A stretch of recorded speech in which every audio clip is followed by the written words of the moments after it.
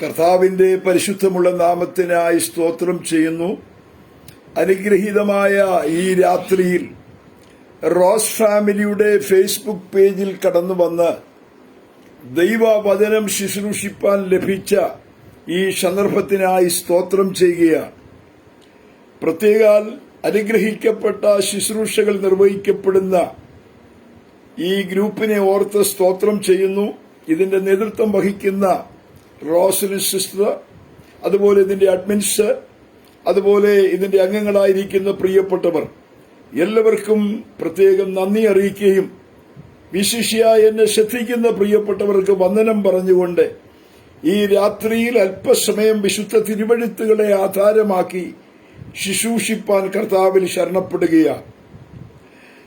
ദൈവവചനം അത് അതിൻ്റെതായ നിലയിൽ പ്രവൃത്തി പാണ്ഡാവിലേക്ക് നമ്മുടെ ജീവിതത്തെ മാറ്റിയെടുക്കുന്നതാണ് എന്നുള്ളത് അനുഭവത്തിലൂടെയും വചനത്തിന്റെ പ്രഖ്യാപനത്തിലൂടെയും ആമേൻ ഉറക്കെ ഞങ്ങൾ പറയുകയാണ്.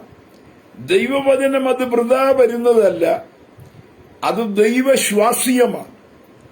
വിശുദ്ധ തിരുവെഴുത്തിൽ ഇങ്ങനെ വായിക്കുന്നു, ദൈവത്തിന്റെ ശ്വാസമാണ് ദൈവത്തിന്റെ വചനം.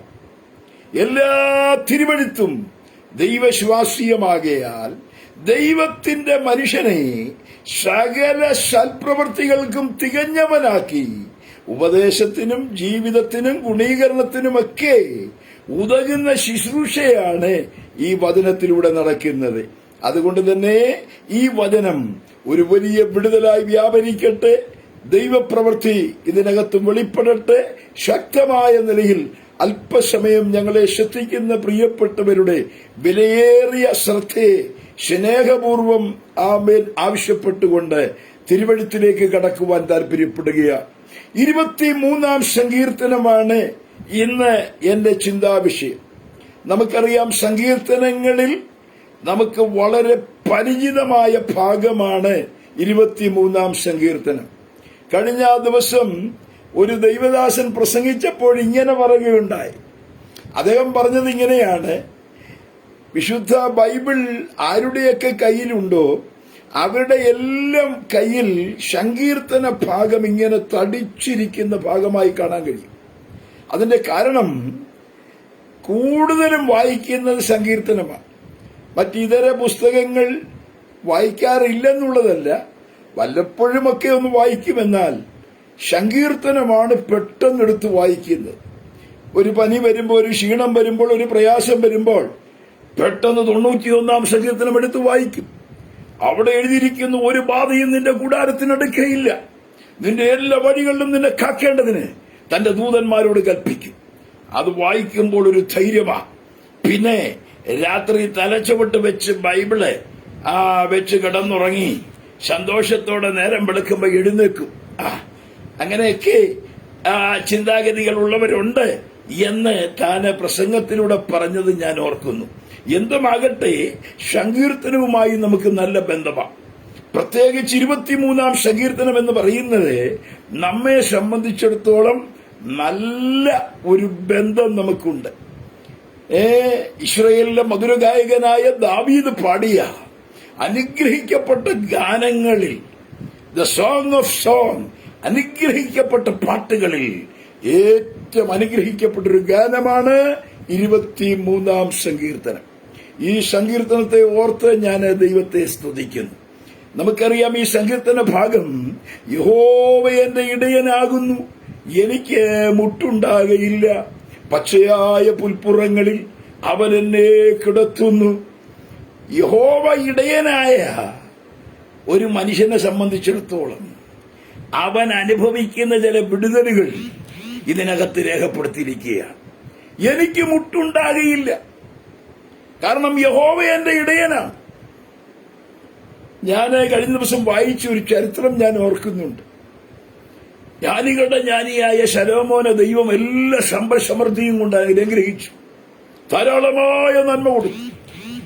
ഈ നന്മയെല്ലാം പ്രാപിച്ച്, വിടുതലെല്ലാം പ്രാപിച്ച് ഇദ്ദേഹം ഒരു ദിവസം തീരുമാനിച്ചു, കാരണം ദൈവമാണല്ലോ ഈ സകലത്തിനും ആഹാരം കൊടുക്കുന്നത്, അങ്ങനെയാണെങ്കിൽ ഞാനൊരു കാര്യം ചെയ്യാൻ പോകുകയാ. ഈ കടലിലെ ഏറ്റവും വലിയ ജീവിയാണല്ലോ തിമിംഗലം. അതിന് ഞാൻ ഒരു നേരം ഒന്ന് ഭക്ഷണം കൊടുക്കാൻ തീരുമാനിക്കുക. ദൈവം പറഞ്ഞു, മകനെ, ഞാനാ ഇതിനെല്ലാം ഭക്ഷണം കൊടുക്കുന്നത്. ശലോമോൻ പറഞ്ഞു, എനിക്കറിയാം കർത്താവേ, അങ്ങാണ് ഇതിനെ എല്ലാം പോറ്റുന്നത്, പോഷിപ്പിക്കുന്നത്. എന്നാൽ എനിക്കുള്ള സമ്പൽ സമൃദ്ധിയിൽ നിന്ന് ഞാൻ ഒരു വലിയ തിമിംഗലത്തിന് ഒരു നേരം ആഹാരം കൊടുക്കാൻ പോകുകയാണ്. ശരി, അതിനുള്ള ക്രമീകരണമെല്ലാം ചെയ്തു. കടൽക്കരയിൽ കൊണ്ടുവന്ന കലവറയൊരുക്കി ഈ തിമിംഗലത്തിന് വേണ്ട ആഹാരം എല്ലാം ക്രമീകരിച്ചു. തിമിംഗലം വന്ന് വാ പൊളിച്ചു നിൽക്കുക. ഈ തിമിംഗലം വന്ന് ഇങ്ങനെ വാ പൊളിച്ചു നിൽക്കുക. ഈ ആഹാരമെല്ലാം കൂടെ ഈ തിമിംഗലത്തിന് അങ്ങോട്ട് ഇട്ടുകൊടുത്ത് വായിലോട്ട്. രാവിലെ മുതല് ഇതിനു വേണ്ടി വേല ചെയ്യുന്ന അനേകരുണ്ട്. ഈ ആഹാരം വെക്കുവാനും വിളമ്പുവാനും കൊടുക്കുവാനും ഒക്കെയായി ഈ തിമിംഗലത്തിന് എന്തോരം കഴിക്കാമോ അത്രയും ആഹാരം കൊടുക്കുക. എവിടെ നിന്നാ? ശലോമോന്റെ സമൃദ്ധിയിൽ നിന്ന് കൊടുത്തു കൊടുത്ത് കൊടുത്തു കൊടുത്ത് ഇവിടെ ആഹാരം തീർന്നപ്പോഴും തിമിംഗലം വായും പൊളിച്ചു നിൽക്കുക. തിമിംഗലം ഇങ്ങനെ വായും പൊളിച്ചു നിൽക്കുക. ആഹാരം തീർന്നു, ഒന്നും കൊടുക്കാനില്ല. ആകപ്പാടെ പരുവക്കേടായി. ഒന്നുമില്ല. ഒരു കാര്യം മനസ്സിലായി. എന്താ മനസ്സിലായി? ശലോമോൻ 2 കൈ ഉയർത്തി അവിടെ മുടങ്കാൽമേൽ ഇരുന്നുകൊണ്ട് ഇങ്ങനെ പറഞ്ഞു. എങ്ങനെ പറഞ്ഞു? ദൈവമേ, അങ്ങ് എത്ര വലിയവൻ! അങ്ങ് സൃഷ്ടിച്ചൊരു തിമിംഗലത്തിന് പോലും എനിക്ക് ആഹാരം കൊടുക്കാൻ കഴിഞ്ഞില്ലല്ലോ എന്ന് പറഞ്ഞ് ശലോമോൻ ദൈവത്തെ മഹത്വപ്പെടുത്തിയതായിട്ട് തന്നെക്കുറിച്ച് പറഞ്ഞിരിക്കുന്ന ഒരു ഭാഗത്ത് ഞാൻ വായിക്കുകയുണ്ടായി. ഞാൻ പറഞ്ഞ സകല ജഡത്തിനും ആഹാരം കൊടുക്കുന്ന ദൈവം, എനിക്ക് മുട്ടുണ്ടാകയില്ലെന്ന് പറഞ്ഞാൽ എനിക്ക് വേണ്ടി തക്ക സമയത്ത് കരുതുന്നവനായൊരു ദൈവം. അതാരാ? നല്ല ഇടയനാ. ആ ഇടയനുമായുള്ള ബന്ധം ഈ ആടിനുള്ളതുകൊണ്ട് അതിനെ സംബന്ധിച്ചിടത്തോളം അതിന് പറയാനുള്ളത് എനിക്ക് മുട്ടുണ്ടാകയില്ല. തക്ക സമയത്ത് എനിക്ക് വേണ്ടി കരുതും. മാത്രമല്ല, പച്ചയായ പുൽപ്പുറങ്ങളിൽ എന്നെ കിടത്തുന്നു, സ്വസ്ഥതയുള്ള വെള്ളത്തിനരികത്തേക്ക് എന്നെ നടത്തുന്നു. ഒരിക്കൽ ഒരു മദ്യപാനി ഇങ്ങനെ പാടി, മദ്യം എന്റെ ഇടയനാകുന്നു, എനിക്ക് യാതൊരു ലവനുമില്ല, ഓടയിൽ അതെന്നെ കൊണ്ട് കിടത്തുന്നു, എവിടെയാണെന്ന് മനസ്സിലാകാതെ എന്നെ നടത്തുന്നു. കണ്ടോ? ഇങ്ങനെ നടത്തുന്ന പല പുള്ളികളും ഉണ്ട്, പല മദ്യവും ഉണ്ട്, മയക്കുമരുന്നും ഉണ്ട്. ഇതെല്ലാം കൊണ്ട് മനുഷ്യനെ ഇങ്ങനെ നയിപ്പിച്ചുകൊണ്ടിരിക്കുക. പക്ഷെ ഇവിടെ പറയുന്നത് അതല്ല. യഹോവ എന്റെ ഇടയനാകുന്നു. സ്തോത്രം. എനിക്കൊരിടയനുണ്ട്, അത് യഹോവയാണ്. അവൻ എന്നെ നടത്തുന്നു. എനിക്കൊന്നും മുട്ടുണ്ടാകയില്ല. പച്ചയായ പുൽപ്പുറങ്ങളിൽ അവൻ എന്നെ കിടത്തുന്നു, സ്വസ്ഥതയുള്ള വെള്ളത്തിനരികത്തേക്ക് നടത്തുന്നു. എന്റെ പ്രാണനെ അവൻ തണുപ്പിക്കുന്നു. തിരുനാമ നിമിത്തം നീതിപാതകളിൽ നടത്തുന്നു. കണ്ടോ? ഈ ഇടയനോട് ചേർന്ന് ഒരാടിന്റെ യാത്ര ശ്രദ്ധിച്ച് എത്ര ക്ഷേമമായ മുൻപോട്ട് പോകുന്നത്. പ്രാണനെ തണുപ്പിക്കുന്നെന്ന് പറഞ്ഞാൽ നെരിപ്പോട് പോലെയുള്ള 100 പ്രശ്നങ്ങൾ അനുദിനം ജീവിതത്തിന് നേരെ ഉന്നം വെച്ച് അയ്യോ എങ്ങനെയാകും ഈ വിഷയത്തിന് എവിടെ പരിഹാരം കിട്ടും എന്ന് തോന്നിപ്പിക്കുന്ന, അവൻ ജീവിതത്തിൽ പരാജയപ്പെടുത്തുന്ന 100 വിഷയങ്ങൾ കത്തിക്കാളി ജീവിതത്തിന് നേരെ ആമൻ ഞെരിപ്പോട് പോലെ കത്തിക്കൊണ്ടിരിക്കുമ്പോൾ അതിന്റെ നടുക്കൊരു തണുപ്പ് അനുഭവിക്കുന്നതാർക്കാ? യഹോവ ഇടയനായിരിക്കുന്നവർക്കാ. സ്തോത്രം. പ്രാണനെ തണുപ്പിക്കുന്നു. ഫാൻ കൊണ്ട് തണുക്കുവോ? AC കൊണ്ട് തണുക്കുവോ? ഇവിടെ ഒന്നും കൊണ്ട് തണുക്കാത്ത ഈ അകത്ത ഞെരിപ്പോടുണ്ടല്ലോ, ആമേൻ. ഇന്ന് രാത്രി തണുപ്പിക്കുന്ന ഒരു നല്ല ഇടയനെ ഞങ്ങൾ പരിചയപ്പെടുത്തുകയാ. നീറുന്ന നിരവധി പ്രശ്നങ്ങളുടെ നടുവിൽ ഇന്നു രാത്രി എന്റെ ജീവിതത്തിന്റെ ഈ പ്രതിസന്ധി ആര് പരിഹരിക്കുമെന്ന് ചോദിച്ചുകൊണ്ട് നിരാശയോടെ കത്തിപ്പുകയുന്ന കത്തിക്കാളുന്ന പ്രശ്ന സങ്കീർണമായ അനുഭവങ്ങളിലൂടെ കടന്നു പോകുന്ന വ്യക്തി ജീവിതമേ, നിന്നോട് പറയട്ടെ, ഒരു നല്ല ഇടയനുണ്ട്. നിന്റെ ജീവിതത്തിന്റെ വഴിത്താരയിൽ നിന്റെ ഹൃദയത്തിന് തണുപ്പ് നൽകി നിന്നെ ആശ്വസിപ്പിച്ച് നിന്നെ ശക്തീകരിക്കുന്ന ചൂടുപിടിച്ച വിഷയങ്ങളുടെ നടുവിൽ, പ്രതിസന്ധികളുടെ നടുവിൽ, ഇല്ലായ്മയുടെ നടുവിൽ, നഷ്ടങ്ങളുടെ നടുവിൽ, വേദനകളുടെ നടുവിൽ എന്നെ ആര് സഹായിക്കുന്നില്ലെന്ന് പറയുമ്പോൾ നിനക്ക് വേണ്ടി കരുതുന്ന, മുട്ടുകൂടാതെ നടത്തുന്ന, നിന്റെ പ്രാണനെ തണുപ്പിക്കുന്ന ഒരു നല്ല ഇളയൻ ഇന്ന് രാത്രി നിന്റെ ചാരത്തേക്കൊന്ന് അടുത്തു വരികയാ. ആ നല്ല ഇടയനെ ഓർത്ത് ഞാൻ ദൈവത്തെ സ്തുതിക്കുന്നു. ആ ഇടയന്റെ വലിയ സാന്നിധ്യത്തിനായി നന്ദിയോടെ സ്തോത്രം ചെയ്യുകയാണ്. ഈ രാത്രി എന്നെ ശ്രദ്ധിക്കുന്ന പ്രിയപ്പെട്ടവരോട് പറയട്ടെ, ഈ ഇടയനുമായുള്ള ബന്ധം ദാവീദിനുണ്ടായിരുന്നു. അതുകൊണ്ട് തന്നെയാണ് ദാവീദ് അവന് സങ്കീർത്തനത്തിൽ പച്ചയായ പുൽപ്പുറങ്ങളിൽ കിടത്തുന്നു, സ്വസ്ഥതയുള്ള വെള്ളത്തിനരികത്തേക്ക് നടത്തുന്നു എന്നൊക്കെ ഇതിനെക്കുറിച്ച് പറഞ്ഞത്. ഞാൻ ഇന്ന് രാത്രി നിങ്ങളുടെ മുൻപിൽ കൊണ്ടുവരുവാൻ താല്പര്യപ്പെടുന്ന വിഷയം ഇതിന്റെ നടുഭാഗത്തേക്ക് വരുമ്പോൾ, സങ്കീർത്തനത്തിന്റെ 4-ാം വാക്യത്തിലേക്ക് വരുമ്പോൾ, കൂരിൽ താഴ്വരയിൽ കൂടി നടന്നാലും നീ ഒരനർത്ഥവും ഭയപ്പെടുകയില്ല. ഇടയൻ നടത്തുന്നു, കിടത്തുന്നു, തണുപ്പിക്കുന്നു, കുടിപ്പിക്കുന്നു, ഇതൊക്കെ ഉണ്ടെങ്കിലും നീ കൂരിലിന്റെ താഴ്വരയിലൂടെ നടക്കേണ്ടി വരും. എല്ലാ ദൈവമക്കളും ഓർക്കേണ്ട ഒരു കാര്യം അതാണ്. കൂരിരുൾ എന്ന് നമ്മുടെ പുസ്തകത്തിൽ വായിക്കുമ്പോൾ ദ ഷാഡോ ഓഫ് ഡെത്ത് എന്ന മരണനിഴലിന്റെ താഴ്വരയിലൂടെ ഒരാട് യാത്ര ചെയ്യേണ്ടി വരും. ഒന്നുകൂടെ പറഞ്ഞാൽ, ഒരു പച്ചയായ പുൽമാലിയിൽ ഈ ആടുകളെ മേയിച്ചിട്ട് അടുത്ത മലയിലേക്ക് ഈ ഇടയൻ ചില ദിവസങ്ങൾക്ക് മുൻപേ തന്നെ ചെന്ന് കണ്ട് അവിടുത്തെ പുല്ലും അവിടുത്തെ ക്രമീകരണങ്ങളും ഒക്കെ മനസ്സിലാക്കി ഈ ആടിനെയും കൊണ്ട് പോകുകയാ. എങ്ങോട്ട് പോകുകയാ?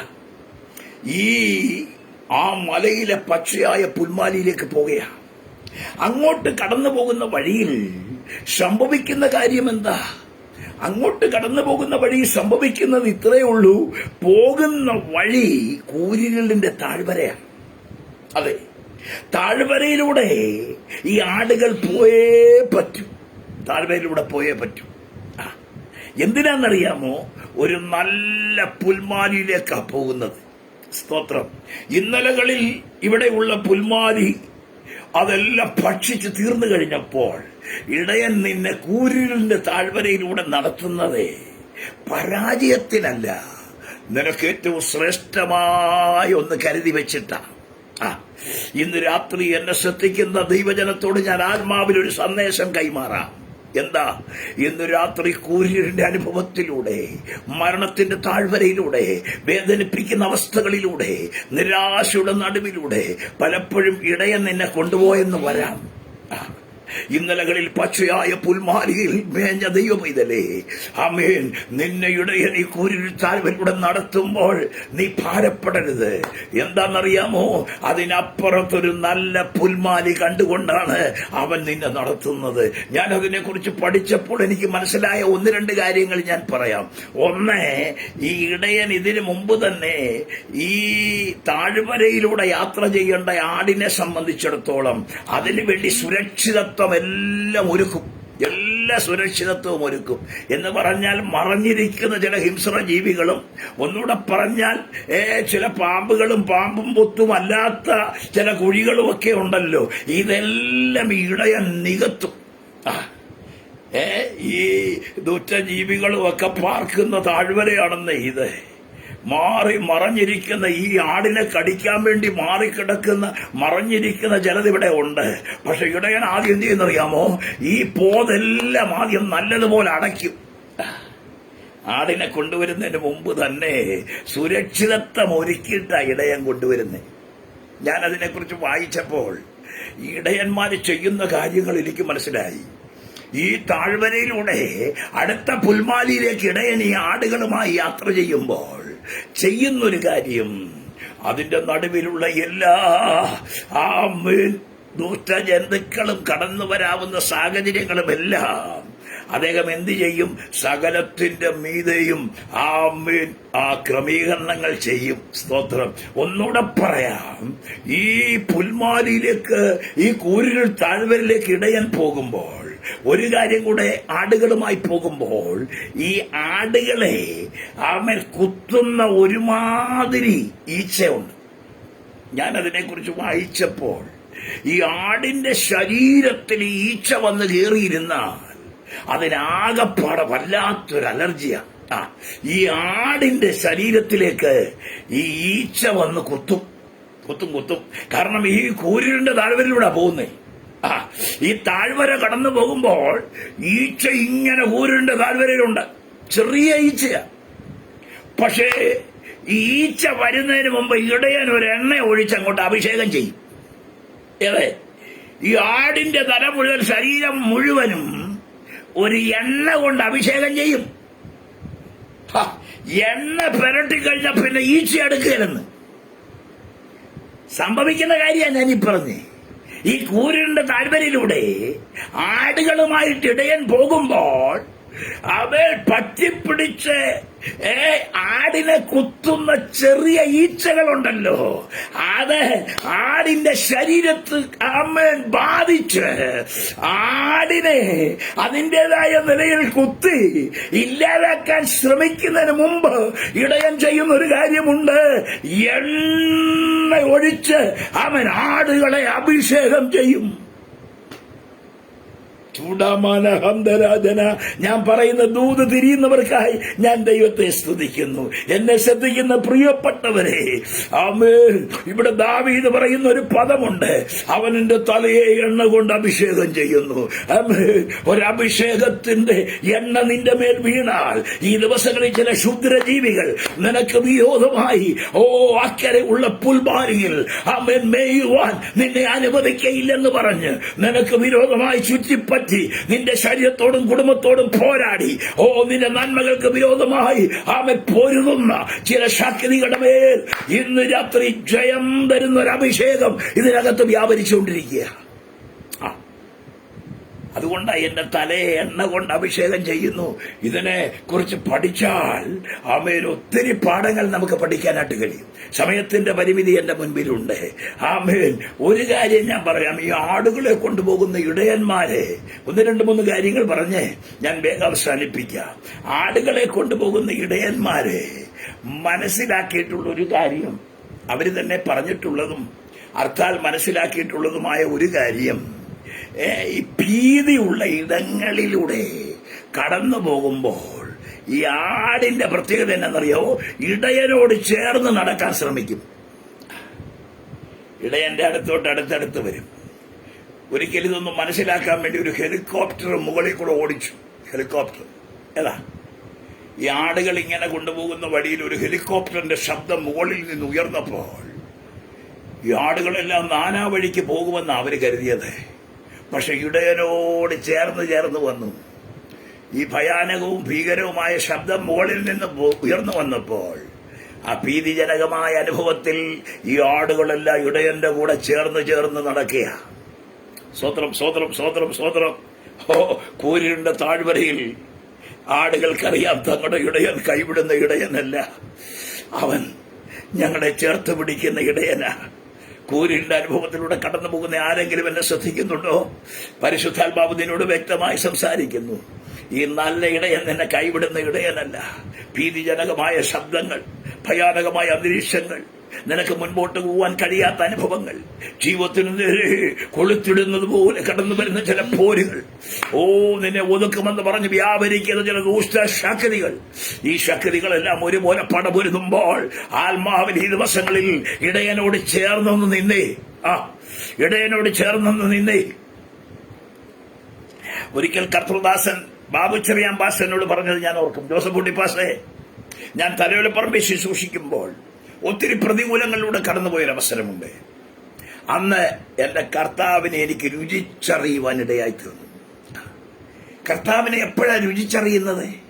കഷ്ടങ്ങളിലൂടെ കടന്നു പോകുമ്പോഴാ, കൂരിലൂടെ കടന്നു പോകുമ്പോഴാ. ഇന്ന് രാത്രി ആ നിലകളിൽ കൂരിൽ താഴ്വര ഇടയനോട് നമ്മെ അടുപ്പിക്കുന്നത്, അത് വിശ്വസിക്കുന്നവർക്കായി ഞാൻ ദൈവത്തെ സ്തുതിക്കുന്നു. 2, കൂരിൽ താഴ്വര ഒരു പുതിയ മേച്ചിൽപ്പുറത്തേക്കുള്ള യാത്രയാ, ഒരു പുതിയ വഴിത്താരയാണ്. നീ ഓർക്കും ഇതിലെ കൊണ്ടുപോയി അയ്യോ എവിടെയെങ്കിലും കുഴിക്കകത്ത് വീണു പോകും, തകർന്നു പോകും. ഇല്ല, ഇടയൻ ലക്ഷ്യത്തോടു കൂടെയാണ് നിന്നെ കൊണ്ടുപോകുന്നത്. കാരണം കഴിഞ്ഞ ദിവസങ്ങളിൽ ഇടയൻ ചെന്ന് കണ്ടെത്തിയ ചില പുൽമാലികളുണ്ട്. അത് ഈ താഴ്വര കടന്നെങ്കിലേ കയറി ചെല്ലാൻ പറ്റുള്ളൂ. മരണനിഴലിൻ താഴ്വര, ദ ഷാഡോ ഓഫ് ഡെത്ത്. ഞാൻ ഈ കഴിഞ്ഞ ദിവസം ദൈവവചനം പഠിച്ചപ്പോൾ എനിക്ക് സന്തോഷം തോന്നിയ ഒരു കാര്യം, മരണത്തിന്റെ റിയാലിറ്റി എടുത്തു മാറ്റിയിട്ട് ഇപ്പൊ മരണം വെറും നിഴല. ഒരു ദൈവപൈതലിന്റെ മരണം എന്താ? നിഴല, ഷാഡോയാ. മരണത്തെ പേടിക്കും, പക്ഷെ മരണ നിഴലിനെ പേടിക്കയില്ല. പട്ടിയെ പേടിക്കും, പട്ടിയുടെ നിഴലിനെ പേടിക്കുമോ? ഇല്ല. ഇന്ന് ദൈവമക്കൾക്ക് പട്ടിയുടെ നിഴലിനെയും പേടിയാ പലർക്കും. പക്ഷെ ഞാനൊരു കാര്യം പറയാം, മരണം വെറും നിഴല. മരണം എന്ന് പറയുന്നത് നിന്റെ മുമ്പിൽ അതിന്റെ റിയാലിറ്റി, യഥാർത്ഥ കയ്പ കാൽവറിയിൽ എന്റെ കർത്താവ് കുടിച്ചു. യെസ്, മരണം അതവൻ ആസ്വദിച്ചു. നമ്മൾ മരണം ആസ്വദിച്ചെന്നൊന്നും പറയാൻ പറ്റത്തില്ല. ഞാൻ ഒരു സ്ഥലത്ത് കിടങ്ങൂര് താമസിച്ച് കർത്തൃവേല ചെയ്യുമ്പോൾ ഒരപ്പച്ചൻ മരിക്കുകയില്ലായിരുന്നു. അവസാനം കൈക്കകത്ത് കുറച്ച് പൈസയെല്ലാം കൊടുത്ത് ഇങ്ങനെ മുറുക്ക പിടിച്ച് ഈ അപ്പച്ചൻ മരിക്കുന്ന കാഴ്ച ഞങ്ങൾ കണ്ടതാ. ആ മരണത്തിന്റെ സമയത്ത് ഈ ആത്മാവ് ശരീരവും തമ്മിൽ പിടിവിടാൻ പെടുന്ന പാട്. മരണമെന്ന് പറയുന്ന അദ്ദേഹത്തിനൊരു ഭയാനകമായിരുന്നു, വീട്ടുകാർക്ക് ഭയാനകമായിരുന്നു. പക്ഷെ ഒരു ദൈവവൈതലിന് മരണം എന്ന് പറയുന്നത് എന്താണെന്നറിയാമോ? വെറും നിഴലാണ്, റിയാലിറ്റി ഇല്ല. ക്രൂശിൽ അതിന്റെ റിയാലിറ്റി എടുത്തു മാറ്റി. നമുക്കിന്ന് മരണം ഒരു നിഴല, മരണം ഒരു വിശ്രമമാണ്. മരണം ഒരു വിശ്രമമാണ്. ഭക്തന് മരണം ഒരു ഭാഗ്യമാണ്. പ്രേം നസീർ മരിച്ചപ്പോൾ ഞാൻ ഇപ്പോഴും ഓർക്കുന്നുണ്ട്, പത്രങ്ങളിലെല്ലാം വന്ന വാർത്ത, സിനിമാ ലോകത്തിന് വലിയ നഷ്ടം. ഇന്ദിരാഗാന്ധി മരിച്ചപ്പോൾ വന്ന വാർത്ത, ഇന്ത്യക്ക് വലിയ നഷ്ടം. പക്ഷെ പുസ്തകം പറയുന്നു ഭക്തന് ലാഭമാ. മരണം ആർക്കാ ലാഭം? വിശ്വസിക്കുന്ന ഭക്തന്. ചൂടാഭാരമാ. വെളിപ്പാട് പുസ്തകം പറയുന്നു, 7 ക്രിസ്തുവിൽ മരിക്കുന്ന വൃതന്മാർ ഭാഗ്യവാന്മാർ. സ്തോത്രം. മരണനിഴലിന്റെ താഴ്വരയിലൂടെ ഒരു ഭക്തൻ കടന്നു പോകുമ്പോൾ, ശക്തമായ ഭാഷയിൽ പറയട്ടെ, അക്കരയെത്തി സന്തോഷത്തോടെ സ്തോത്രം ചെയ്യത്തക്ക നിലയിൽ അവന് വേണ്ടി ഒരുക്കുന്ന ഒരു പുൽമാലി ഉണ്ടെന്ന് ഞാൻ പറയുവാൻ തയ്യാറാകിയ. മൂന്നാമതൊരു കാര്യം നമ്മൾ മനസ്സിലാക്കുമ്പോൾ, ഈ കൂരുകളിന്റെ അനുഭവത്തിൽ ആടുകൾ കൂടുതൽ പാൽ ഉൽപ്പാദിപ്പിക്കുന്നു എന്നുള്ള കാര്യം തെളിയിക്കപ്പെട്ടിട്ടുണ്ട്. അമേരിക്കയിൽ അത് തെളിയിച്ചു. അമേരിക്കയിലെ ഗവേഷകന്മാർ ഭൂഗർഭ അറയിൽ 20 ദിവസങ്ങളിൽ ഇരുട്ടിൽ ആടുകളെ അടച്ചിട്ട് ആടുകളെ പരിപാലിച്ചു കഴിഞ്ഞപ്പോൾ കൂടുതൽ പാല് കിട്ടി. അർത്ഥം മനസ്സിലായോ? അതിനെക്കുറിച്ചുള്ള ഗവേഷണം മുഖാന്തരം അവർ വെളിപ്പെടുത്തിയത്, അധിക ഉൽപാദനത്തിനായുള്ള അനുകൂല സാഹചര്യമാണ് ഈ ഇരുട്ടെന്നാണ്. അധികമായി പാൽ ഉൽപ്പാദിപ്പിക്കാനുള്ള അനുകൂല സാഹചര്യമായിട്ടാണ് ഈ ഇരുട്ടിരിക്കുന്നത്. ഇന്ന് ദൈവമക്കളുടെ ഇടയിൽ ഇരുട്ട് വന്നാൽ പോയി. ഒരു ഉപദേശിയെ, ഒരു സഹോദരനെ ഒരാൾ, അവരെല്ലാം വിളിക്കുന്നത് ഇരുട്ട് എന്നാ. കണ്ട ഉടനെ ഇരുട്ടെന്നാ വിളിക്കുന്നത്. കാരണം പുള്ളി എന്നാ പറഞ്ഞാലും ഇരുട്ടെന്നേ പറയത്തുള്ളൂ. പറഞ്ഞു പുള്ളി ഇരുട്ടി. സ്തോത്രം. ഇരുട്ടിന്റെ മേൽ ജയം തരുന്ന ദൈവം. ഇവിടെ ഇരുട്ടിനകത്ത് നിനക്ക് കൂടുതൽ ഫലം ഉണ്ടാകുന്നേ. നിന്നെ വെറുതെ അല്ല ഇരുട്ടിനകത്തൂടെ ഇടയാൻ നടത്തുന്നത്, ഇരുണ്ട അനുഭവങ്ങളിലൂടെ നടത്തുന്നത്. അക്കരെ ഒരു മുൾമാലി ഉണ്ടെന്ന് മാത്രമല്ല, നിന്നിലൂടെ ഒരു പുത്തൻ ഫലം പുറപ്പെടുവിക്കുവാൻ ഇന്ന് രാത്രി സ്വർഗം ആഗ്രഹിക്കുന്നു. കേട്ടോ, ഒരു പുതിയ ഫലമേ. ഇത് നിരത്തെ നിഷ്ഫലമാക്കിക്കൊണ്ടിരിക്കുക. ആണ്ടിന്റെ ഒടുവായി കേട്ടോ. ആണ്ടുകളാകവേ തീർന്നിടും ആയതിൻ മുന്നമേ നാഥാ നിൻ കൈകളിൽ വേലയെ ജീവിപ്പിക്കണമേ. നിന്നാത്മാവിലാകുവാൻ നിത്യാനന്ദം നേടുവാൻ കൃപ തോന്നണമേ സ്വർഗദാതാ. ഈ യുഗാന്ത്യവേളയിൽ വാനിൽ നിന്നും ഞങ്ങളിൽ ഉണർവരുൾക ഇന്നേരം ദേവാ. ആത്മതേജസ്സിനാലെ മേവാൻ ഈ യുഗാന്ത്യവേളയിൽ ഒരു വലിയ ഉണർവിന് വേണ്ടി ഒരുങ്ങട്ടെ. കൂരിരട്ടിന്റെ അനുഭവത്തിലൂടെ നല്ല ഇടയനോട് ചേർന്ന് നടക്കുന്ന ഒരാടിന് പറയാനുള്ളത് ഫലകരമായ ചില വിടുതൽ ഈ 2025 തീരുന്നതിന് മുമ്പ് ചില ഫലം കായ്ക്കുവാൻ പരിശുദ്ധാത്മാവ് നിന്നോട് സംസാരിക്കുക. ഓ ഹല്ലേലൂയ. വെറും ഇല ഇങ്ങനെ തളർത്ത പൂത്ത് വല്ലതൊക്കെ കായ്ക്കുന്നുണ്ടോ എന്ന് ചോദിച്ചാൽ ഒന്നുമില്ല. തോട്ടക്കാരൻ വെട്ടാൻ വന്നതാ. നിന്നെ വെട്ടാതിരിക്കുന്നത് 1 വർഷം കൂടെ നിൽക്കട്ടെ. ഈ ആണ്ടിന്റെ ഒടുവിലെങ്കിലും ഫലം കായ്ക്കും. ഒടുവിലത്തെ മാസമെങ്കിലും അവൾ പ്രാർത്ഥനയുടെ ഫലം കായ്ക്കും. ദൈവകൃപ ഉണ്ടാകും. അവൻ എന്റെ സന്നിധിയിലേക്ക് മടങ്ങി വരും. അവൾ എന്റെ സന്നിധിയിൽ മടങ്ങി വരും. യജമാനൻ ഒരാണ്ടൂടെ തന്നു. ദൈവപതിനെ ഞാൻ ചോദിക്കേണ്ട ഫലമുണ്ടോ? ഫലമുണ്ടോ? ഫലം കായ്ക്കാത്ത ഒലിവിനെ, നല്ല ഒലിവിനെ വെട്ടിയിട്ട് കാട്ടൊലിവായ എന്നെ നിന്നെ അതിനകത്ത് ഒട്ടിച്ചു ചേർത്ത് സൽഫലം കായ്ക്കുമെന്ന് കരുതി ഒരാണ്ടൂടെ തന്നതാ. യജമാനൻ പറയുന്നു, കൂരിന്റെ നടുവിലൂടെ നീ കടന്നുപോയാലും ഒരു ഫലമുള്ളവനായി കർത്താവിന് വേണ്ടി പ്രയോജനപ്പെടുവാൻ ദൈവത്തിന്റെ ആത്മാവ് ആഗ്രഹിക്കുന്നു. ഞാൻ എന്റെ വാക്ക് അവസാനിപ്പിക്കാൻ പോകുക. കൂരിരുൾ നിറഞ്ഞ അന്തരീക്ഷത്തിലൂടെ, ജീവിതത്തിൽ പ്രതിസന്ധികളിലൂടെ ഒരു ഇടയനോട് ചേർന്ന് നടക്കുന്ന ഒരാടിനെ ഏറ്റവും ഒടുവിൽ പറയാനൊരു സന്ദേശമുണ്ട്. ഈ സങ്കീർത്തനത്തിന്റെ ഏറ്റവും ഒടുവിൽ ഞാൻ അവന്റെ ആലയത്തിൽ ദീർഘകാലം വസിക്കും. ഇറ്റേണൽ എന്ന് പറഞ്ഞ നിത്യത ഇടയനോടുകൂടെ ആരംഭിച്ചു. പച്ചയായ പുൽപ്പുറങ്ങളിലൂടെ നടന്നു. സ്വസ്ഥതയുള്ള വെള്ളം കുടിച്ചു. കൂരയിൽ താഴ്വരയിലൂടെ നടത്തി. ആമേൻ. അഭിഷേകം കൊണ്ട് നിറച്ചു. ആമേൻ. ഇങ്ങനെ കൊണ്ടുവന്ന് വഴിയിട്ടേച്ച് പോകുകയല്ല. ഒടുവിൽ നന്മയും കരുണയും എന്റെ ആയുഷ്കാലമൊക്കെയും എന്നെ പിന്തുടരും. ഞാൻ അവന്റെ ആലയത്തിൽ നിത്യകാലം പാർക്കും. ഒരു വിശ്വാസിയുടെ ജീവിതത്തിന്റെ ആദ്യ അവസാനം രേഖപ്പെടുത്തിയിരിക്കുന്ന സങ്കീർത്തനമായി ഇത്.